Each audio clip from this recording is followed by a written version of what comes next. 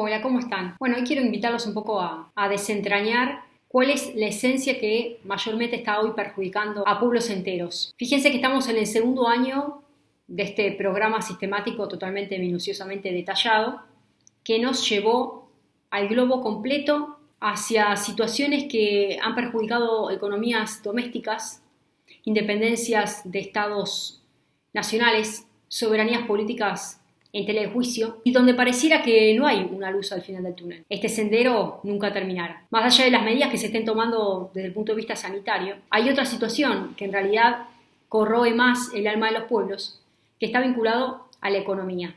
Donde no hay progreso económico, es difícil hablar de esperanza, y más en materia política. Gobiernos nacionales que realmente no encuentran desde la política, desde las herramientas convencionales, dar una respuesta a la gran cantidad de demandas que están ingresando hacia el sistema político, que egresan del sistema social y no encuentran ni siquiera en la economía doméstica un punto de partida, ni siquiera un punto de despegue, porque hoy las economías están quebradas literalmente.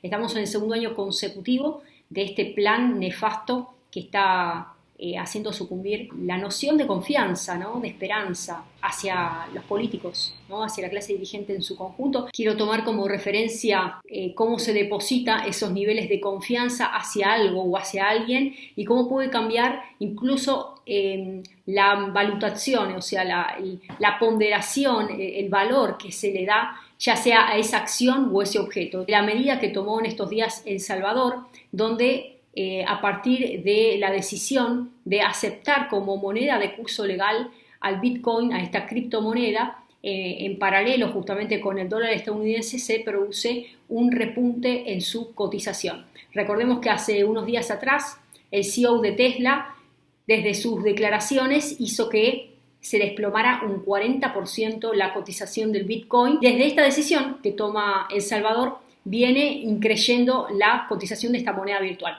Entonces ahí vemos el caso que se puede establecer un paralelo, no solamente en los niveles de confianza hacia una moneda, sino también hacia la clase política. ¿Y por qué hoy la gente está buscando eso? La gente está buscando una esperanza, está buscando a aquella persona que sea capaz, persona, sistema. Hoy por hoy se está buscando una definición de confianza y de certeza que por supuesto se espera desde la clase política, a la hora de querer comprar una especie de plataforma que pueda revalorizar su situación actual. Este caso que recién acabamos de mencionar de El Salvador, donde vemos la noción justamente de confianza hacia una moneda, también se puede aplicar en la política.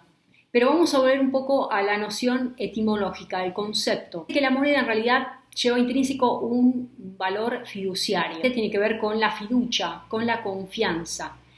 Proviene del latín fides, se traduce literalmente como fe, como lealtad.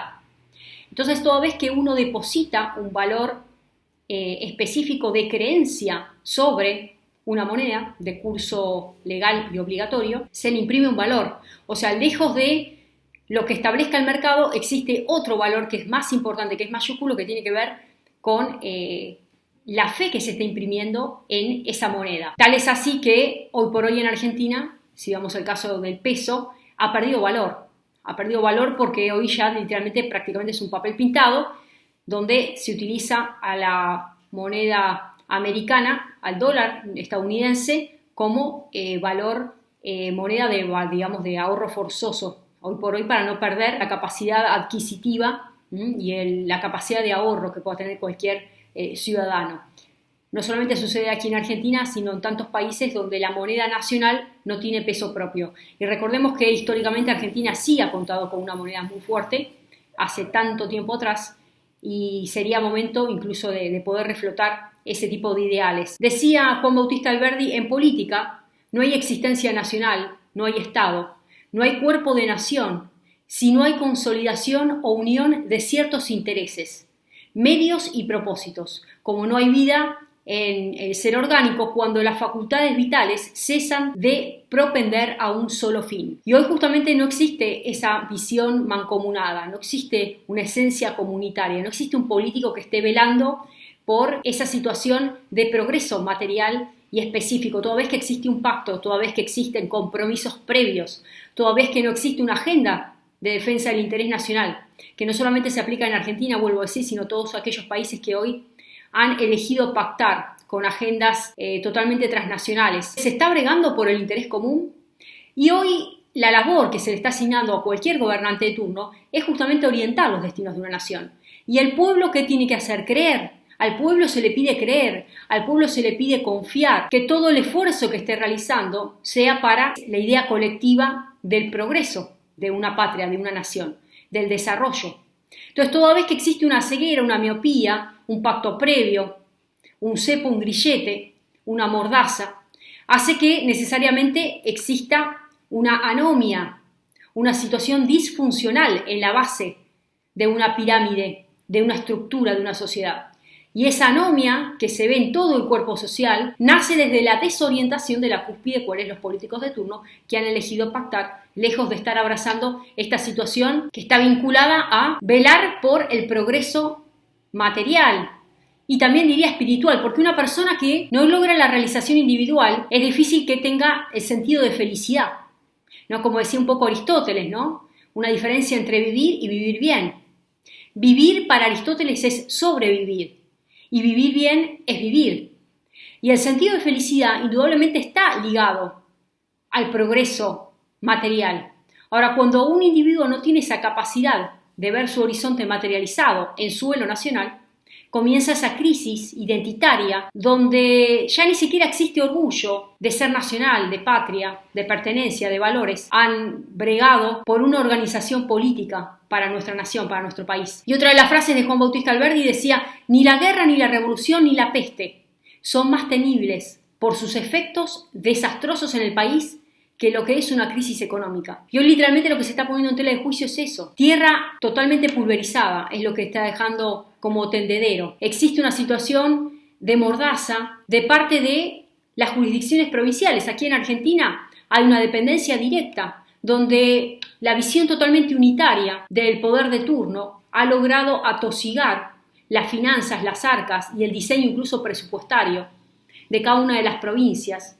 Por eso sería hora de abrazar una noción novedosa y ya dejemos de hablar de la miseria, dejemos de hablar de la pobreza, de la exclusión y comencemos a hablar de cómo generar riqueza, cómo generar este progreso del que tanto mencionaba Alberdi, teniendo en cuenta que la crisis económica tendría efectos más devastadores incluso que una guerra, que una revolución, que una peste. Es tiempo de federalizar la riqueza de nuestra nación. Es tiempo de crear un horizonte donde exista una visión de proyecto común, no el proyecto para unos pocos, no el proyecto para la sumatoria de podios electorales. Esa Argentina es la que está esperando nuestro país, y me refiero al conjunto de los connacionales, que vemos de manera lisonjera y pordiosera, como hoy muchas de las provincias callan frente a medidas totalmente unilaterales que son tomadas de parte del poder central, en esta visión de hiperpresidencialismo, de poder concentrado, de macrocefalismo estatal, que cuando llega el momento es difícil distinguirse, porque pareciera que toda voz que se levanta en contra de termina siendo no solamente un rebelde, sino se está poniendo en tela de juicio la salud pública, ese bien tan intangible que hoy se levanta como bandera en desmedro de, en colisión con, en vejamen de libertades individuales, proyectos de pasión individual y proyectos de país nacional. Es tiempo de que comencemos a federalizar esa noción donde todos y cada uno sean partícipes. ¿Y cómo se da eso? A partir indudablemente de una reforma tributaria, a partir de una reforma impositiva donde exista simplificación tributaria. ¿Por qué todavía se sigue confiscando riqueza ajena? ¿Por qué todavía existe esta noción de expoliación, de castigo hacia aquellos que generan la riqueza? Por supuesto que tiene que haber distribución de ingresos, pero lo que hay que hablar aquí en realidad es cómo generar riqueza, porque mayormente se está hablando del famoso ascensor social, y tiene que haber ascensor social, por supuesto que sí, pero el ideal es que aquellos que están en la base puedan ascender hacia arriba y los que están generando riqueza tengan cada vez más incentivos para hacerlo, porque existe una noción virtuosa, toda vez que se genera riqueza y se propende a dignificar a la persona a partir del trabajo. Cuando estamos hostigando, castigando a aquella generación de riqueza, literalmente no se castiga a los que generan riqueza, se castiga a los demás de abajo, porque seguimos demandándole al Estado algo que el Estado no va a poder dar. Esa satisfacción de realización se da a partir justamente de un empleo digno, que parte mayormente del sector privado. ¿Cuáles son los condicionamientos que se están dando, que están operando para frenar ese techo sin límites que deberíamos tener a la hora de querer generar nuevos puestos de trabajo? Por eso volvemos a estas nociones. Orientar los destinos de una nación con un leitmotiv que es el interés común. No se trata de abrazarlo desde una situación de amañatar poder, desde las contingencias externas, teniendo en cuenta que pueden llegar a limitar decisiones internas, como hoy está sucediendo. Las contingencias externas están limitando decisiones internas, sino establecer una estrategia común de desarrollo de adentro hacia afuera. Solamente así podemos hablar de una genuina consolidación, de una idea de nación, donde la noción de fides, de fe, de confianza, de lealtad, traducida en el plano económico, va a dar un correlato hacia la política. Hay que recuperar esas nociones, esa esencia íntima que hoy por hoy está faltando, que hoy por hoy está peligrando. Peligra la noción de política, de un escenario que pueda dar resultados concretos. Y la ciudadanía está esperando eso. No palabrerías, no estrategias, no medias tintas, sino un compromiso directo de una clase que, lejos de estar usufructuando este escenario de externalidades, se ponga en la piel de aquella persona que hoy está padeciendo de un sinnúmero de carencias y pueda comprender que, lejos de estar gobernando para la ocasión puntual de un año electoral, hay que estar gobernando para agendas que impliquen una redefinición profunda de una matriz económica, tributaria, productiva, un rediseño nuevo que le permitan a Argentina volver a ser lo que fue, motor de crecimiento en una época histórica donde era orgullo la esencia nacional. La generación a partir de los recursos naturales implicaba que los niveles de pobreza que hoy por hoy son vergonzosos no tenían la dimensionalidad que hoy conocemos. Es tiempo de volver a federalizar la riqueza de nuestra patria, federalizar la riqueza de nuestro suelo y dejar de lado la especulación, los odios, las grietas, los rencores, estas fisuras, esta comidilla diaria, partidaria, electoralista, agiotismo, vinculada a la especulación, que ya dejó de ser especulación financiera, pasó a ser especulación política, con este trasfondo de menoscabo directo hacia el alma de los pueblos. Porque toda vez que se pierde la fe, toda vez que se pierde la esperanza en el suelo donde se nace, se pierde esa especie de hoja de vida, de compromiso, de alguna manera recibió de su país, volcarlo en el mismo lugar. Cuando no existe esa capacidad visionaria de devolver lo que han sembrado en esa persona, fracasó absolutamente todo. Porque existen en todo caso los puntos de fuga. Hay muchos puntos de fuga, hay muchos puntos de escape, hay muchas vías paralelas, donde se está buscando la oportunidad para irse de y no quedarse e invertir, desarrollar. Porque aquí en territorio nacional pareciera que es un castigo invertir. Pareciera que se castiga a los que producen. Es momento que la política comienza a dar esos giros de grandeza que hoy por hoy falta en la mayoría de los dirigentes políticos.